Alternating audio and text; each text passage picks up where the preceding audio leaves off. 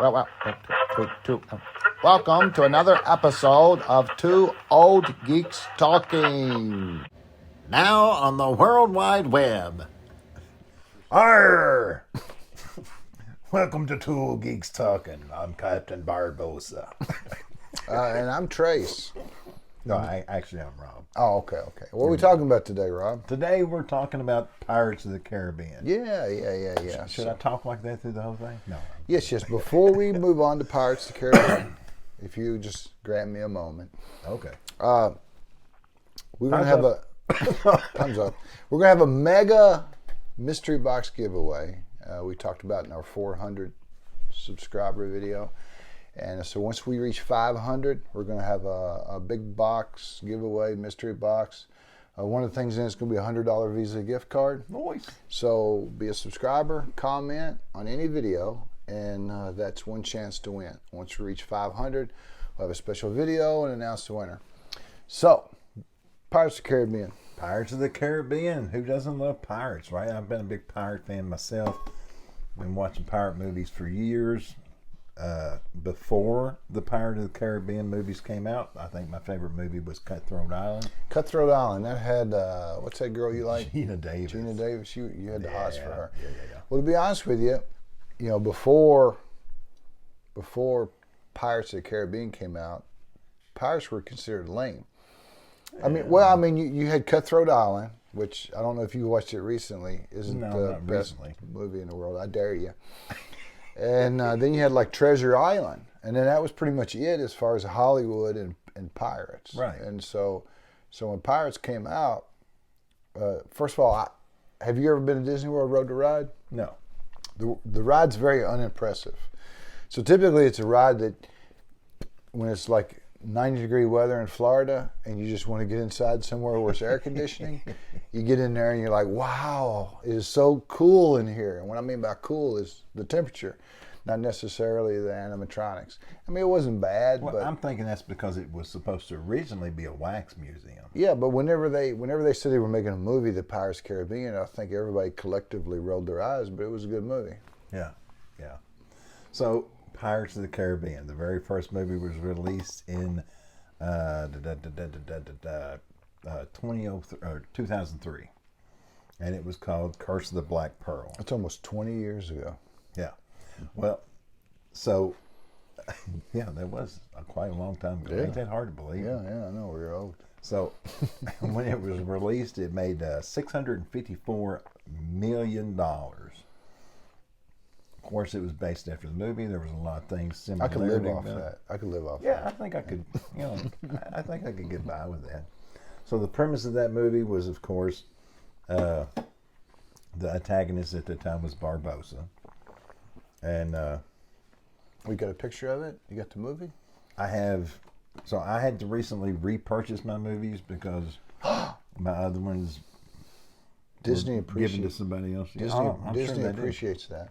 So this actually has two different movies things on it. So it was a Pirates of the Caribbean Curse of the Black Pearl. Curse of the Black Pearl, because the crew was actually cursed because of the treasure. Ooh. And this is like a remake of the necklace that was found on Will Turner. Oh yeah, let me see. And I love movie props. Right? I love movie props. Just hanging around the house. Yeah. I don't think most people. I got a whole shelf that I used to keep all my movie props on. That's cool. So, like I said, they were cursed because they got the treasure and stuff. It was kind of cool, little tidbit of information. I try to throw information at y'all might have, might not have. Johnny Depp, everybody's got their leather pirate hats on. Yeah. Well, he had lost so many hats blowing off into the sea. Yeah. But they literally, all his hats from that movie on, were made out of foam rubber. Yeah, I mean, those I have a friend of mine at a Ren fair. His name's Robert, different Robert. Okay. And Robert Fisher, and he wore like a wool pirate hat on like a 90-degree day. He almost like went into heat exhaustion. Those things are bad. I can imagine. So then in 2006, they released Dead Man's Chest, which the main antagonist was Davy Jones. This second movie here. And of course, if you're a pirate and you're into pirate lore, everybody knows that if you die at sea, you go to Davy Jones' locker. Yeah. So they did a play on that. And that's where, in my opinion, CG shines. Because, yeah. Even now, if you go back and look, that's one of the best CG characters of all. Right. Bill Nye played him, but the thing is The science guy? No, different. So his expression through that CG was still so visible. There's a scene in there where he's playing. It's my favorite scene from all 5 movies. He's sitting there playing his organ with his tentacles, and you could see through a CG character, you could see the love in his heart while he's listening to this little music box. He's playing along. And then you could see it turn to frustration, and then turn from frustration to anger. I mean, to be able to animate that through a computer and get that kind of a range of emotion just is impressive as all get out to me. Yeah, and I think that the top CG characters of all time, I would put Gollum at the top. And I would put, what's the squid face guy's name? Davy Jones. Davy Jones. Yeah, I would put him. I would put him next. I mean, that was amazing. Yeah, so basically they were trying to, Captain Jack Sparrow was trying to obtain Davy Jones's key to his, spoiler, to his chest. That's why it's called Dead Man's Chest, which he had put his heart in because of the loss of love that he had for a character. Her name was Tia DeMail or something like that, but actually known as Calypso. Yeah, I don't think that the Pirates movies, especially the first 3, I didn't care for 4 and 5, but people kind of have forgotten about them. And I mean, when you think Disney, you think of Marvel. They own Star Wars, but it's almost like they're forgotten IP. I mean, people I think sometimes forget that Disney made some great movies with those pirate movies. Right. So just one last little prop thing I got, and it's not 100% accurate, is actually Davy Jones' key. Oh yeah, that's cool. And that's what he kept hidden under his tentacles that he had to go after. Cool. And the reason it's not accurate is because they had to put the logo in the center. This is supposed to be hollow here. Oh, okay. Yeah, I literally. Plus, you got Pirates of the Caribbean written. Yeah, I was literally thinking about sanding that and cutting that out and trying to make it a little more accurate. But yeah, pretty cool. There's a lot of cool Etsy stores if you want to get some good props made by people. They'd appreciate the business, and you really get some good quality stuff. So in 2007, the next movie came out was called At World's End. So basically, it's where they got the pirate court together. Yeah, I mean, to me, At World's End is where my Pirates of the Caribbean viewing ends. I watched the other 2, but I just kind of blocked them out of my mind. I mean, I'm sure you got an opinion, you'll let me know. But for me, the first 3 really kind of closed everything up. First of all, in the first one, Jack was just supposed to be a side character, Jack Sparrow. Right. He was supposed to concentrate on Orlando Bloom's character, I think it's Will. Yeah, Will Turner. And then and Keira Knightley's character, Elizabeth Swan. And so, and he was supposed to be a character that just came in, supposed to be real roguish, kind of like Han Solo. Yeah. Or Han Solo, depending on what part of the country you're from. So, but instead, he came in, and first of all, he played it totally different than they wanted him to. They wanted him to be this rogue character. So he comes in and acts like kind of like a gay drunk guy, is the way I would describe it. But anyway, everybody just fell in love with that character, and so the director Gore Verbinski, he allowed Johnny Depp to just do what he wanted to. Yeah, because Michael Eisner, he was playing him as like you said, a gay drunk. Yeah.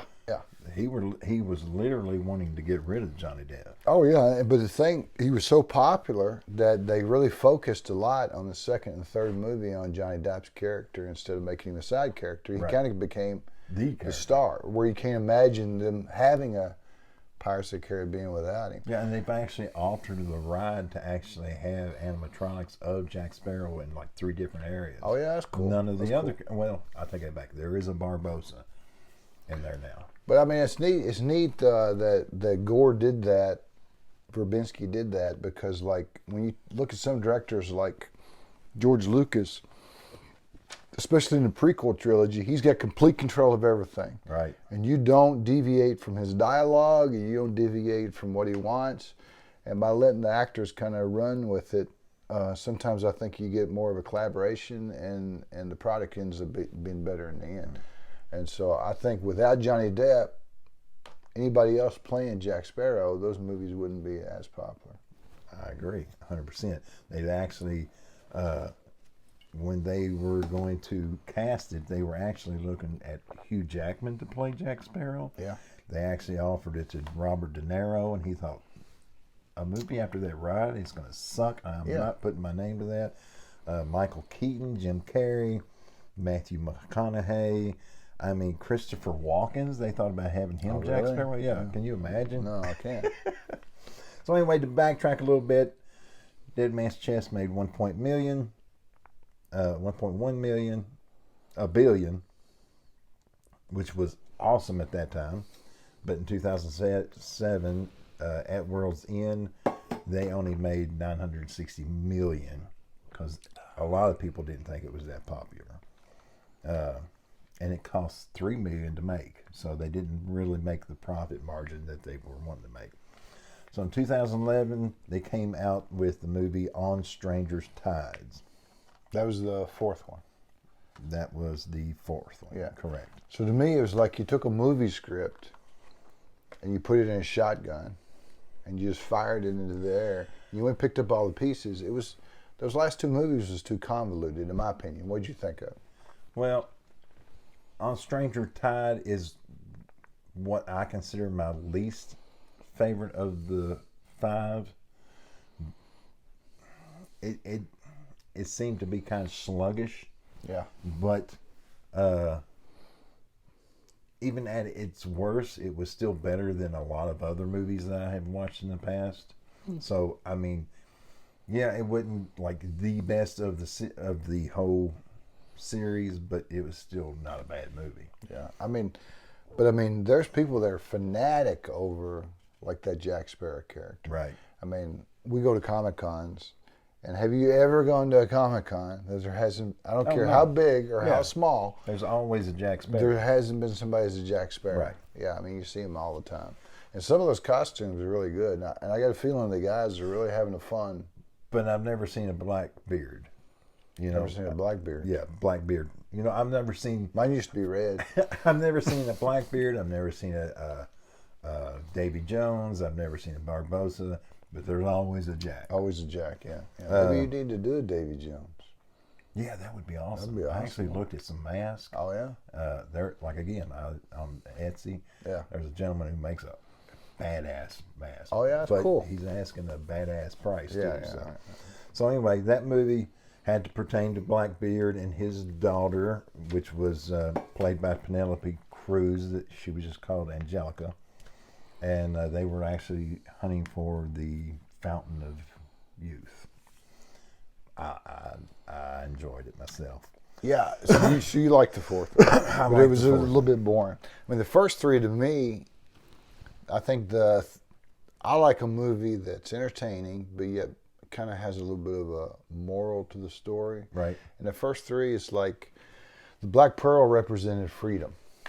For Jack. So that's what Jack wanted. Jack wanted the ship, not for the ship's Actually, sake. through all the series, that's what he was striving for. I mean, he's wanting the Black Pearl because Black Pearl offers him freedom, and whereas Beckett, you know, he's trying to map everything out, and he likes structure, whereas Jack's a kind of a happy-go-lucky, not, you know, just wanting to live life day to day. And sail the open seas and just not knowing what's over the next horizon, and that's what the Black Pearl offers to him. And the Kraken in the movie represented like okay, we're getting deep. the Kraken in the movie to me represented like mystery. mystery in the sea. So like when the Kraken died, he was real sad. Jack was sad because it's like now there's no mystery in the sea. But it didn't die before it took his ass out. True. But I mean the thing is that the Kraken represented like the mystery in the sea. So killing it, it's like we're going to map everything out. You know, we're going to have structure. You know, no more mythology or anything like that. And so to me, it's like it's freedom versus restraint is what the first three movies I also were about. see why he was such a popular character because of the way he acted. He was kind of I'm sorry, big dude. There's some rum right there. That's okay. Why is the rum always gone? So, a lot of people in this world, they try not to be self-centered, but your main concern is normally yourself. Yeah. And your happiness and your freedom, and to see somebody who's actually living in that way, you know, is entertaining. Yeah. So I can see why that character was popular. So that movie grossed $1 billion. So they started actually making some money back. In 2017, they had to wait several years because of different incidents. Came out the movie Dead Men Tell No Tales, which it's interesting that so the main antagonist, which is, let me see if I can. Now you said Dead Men Tell No Tales, but this says Salazar's Revenge. Well, see, I was told it was called Dead Men's Tales. I had heard that in America it was called Dead Men's Tales, but overseas it was called Salazar's Revenge. Right. So interesting. Interesting. Fascinating. Wonder why they did that. They did. I guess. I don't know. There's a lot of movies, and they think they would go better when they change the titles depending on what region it's being played in. Interesting. So the character was Armando Salazar, played by Javier Bardem, which is not easy to pronounce, but it's kind of cool that actually his wife, Penelope Cruz, is actually played in a movie before him. Oh yeah. So that's who his wife is. It's kind of neat that they got that in common. Really enjoyed the premise. So basically, a young Jack had again great CG to make him look young and everything.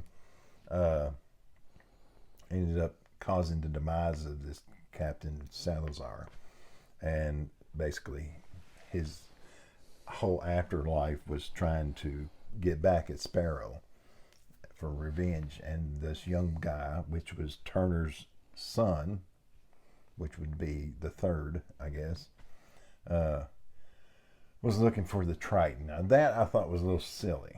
Yeah. I don't know why, Yeah. you consider that silly, but a chest with a beating heart in it ain't, or... I think it boils down to good writing. Right. I mean, a good writer can make the silly notion seem interesting, and a bad writer can take a fantastic notion and make it But seem one of my favorite asinine. parts about that movie is, okay, believe it or not, my favorite character isn't Jack Sparrow.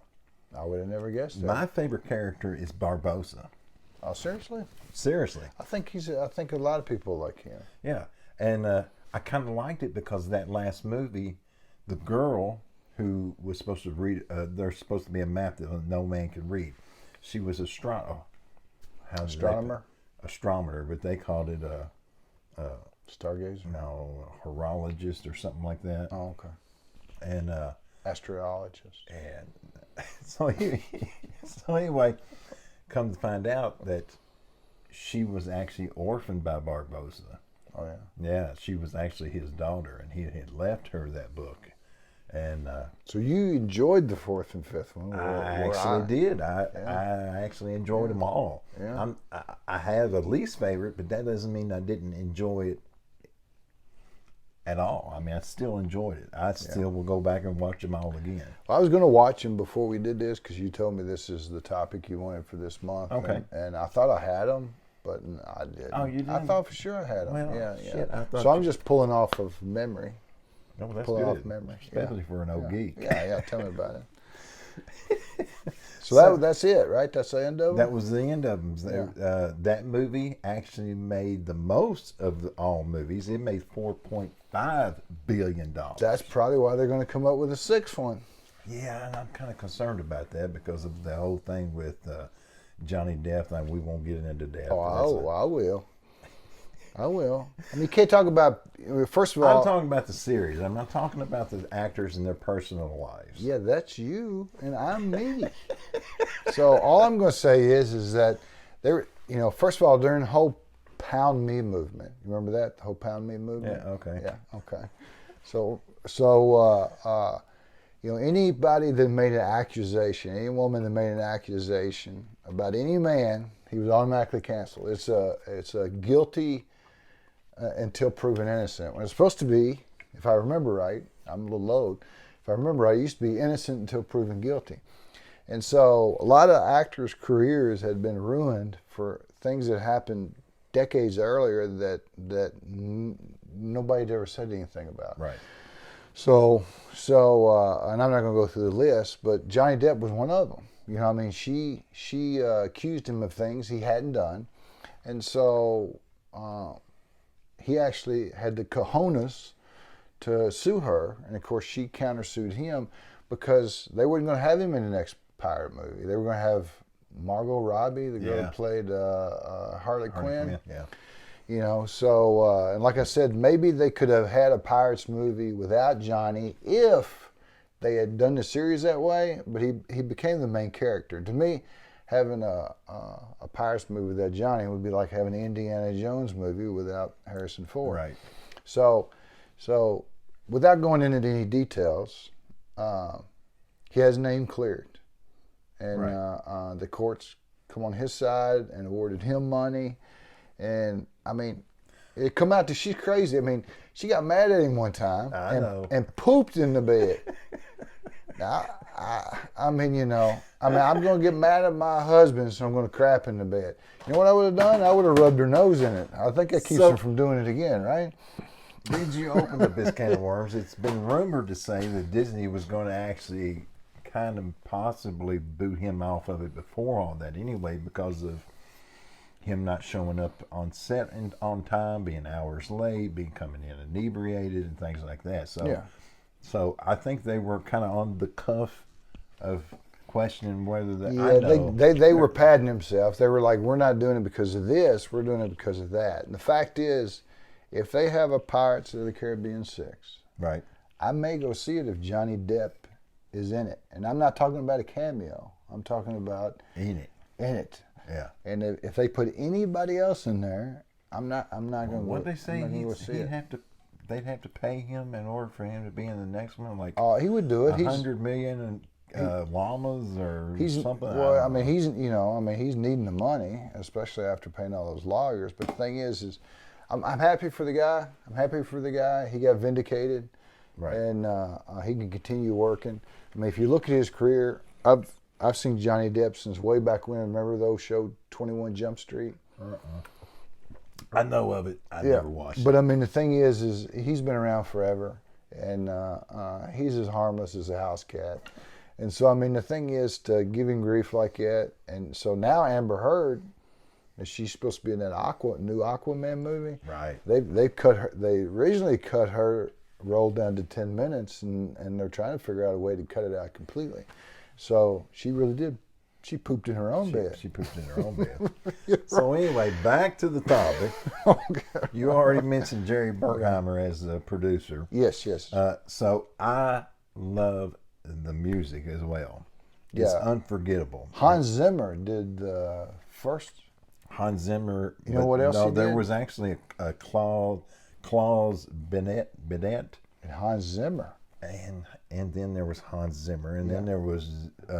I mean, he's Jeff fantastic. Zinel. I think he did the soundtrack to the Hitman video game series. Okay. Hans Speaking Zimmer. of video games, okay, I'm getting off topic. Anyway, the cinematographer was Darius Wolkins, Wolski, Woski, or whatever. Yeah. Great cinematics. Because you're seeing. He do them all, or did he do the first three?